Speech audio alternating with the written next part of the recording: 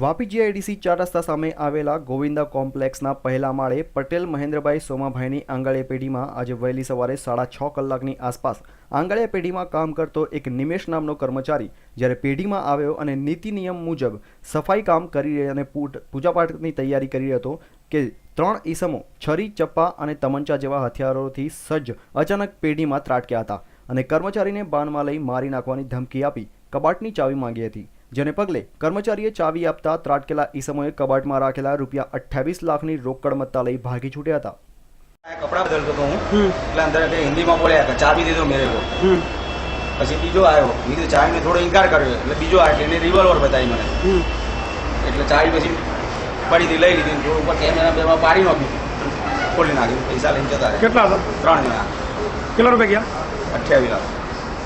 એ કબાટમાં હતા? હા, કબાટ તિજોરીમાં। કેટલા વાગે ઘટના છે? 6:30 વાગે સવારે। કેવા દેખાતા માણસ? માણસ યાન 30-35 વર્ષ હશે ઉંમર। બનાવની જાણ વાપી ટાઉન પોલીસ મથકના પીઆઈને થતાં તેઓ પોતાના પોલીસ કાફલા સાથે બનાવ ઉપર જિલ્લા એસએસપીની સાથે આવી પહોંચ્યા હતા અને તપાસ આદરી હતી। હાલ તો પોલીસ કોમ્પ્લેક્સમાં લગાવેલા સીસીટીવી ફૂટેજ અને અગાઉ આ આંગળીયા પેઢીમાં કયા કર્મચારીઓ કામ કરતા હતા એ દિશામાં તપાસ હાથ ચલાવી રહ્યા છે। નિમેશ કાંતિભાઈ પટેલ નામના વ્યક્તિએ ફરિયાદ આપી છે કે જેઓ મહેન્દ્રભાઈ પટેલની પેઢીમાં કામ કરે છે। તેઓ આજરોજ સવારના 6:30 વાગ્યાના સુમારે પોતાના પેઢીની અંદર રૂટીન કામમાં હતા ત્યારે 3 ઈસમોએ પેઢીની અંદર પ્રવેશ કરી અને ચપ્પુ તથા તમંચા જેવું હથિયાર બતાવી 28 લાખ રૂપિયાની લૂંટ કરેલ હોવાની ફરિયાદ તેઓએ આપતા આ કામની તપાસ ચાલુ છે। હાલ તો અમે પ્રાથમિક એફએસએલ ફિંગરપ્રિન્ટ અને ડોગ સ્કોડની મદદથી તપાસ ચાલુ કરેલ છે।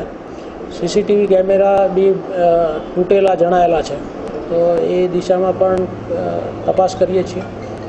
એ સિવાય આ ટ્રાન્ઝેક્શનો જે થયા હોય આગળના એનો અભ્યાસ કરીશું।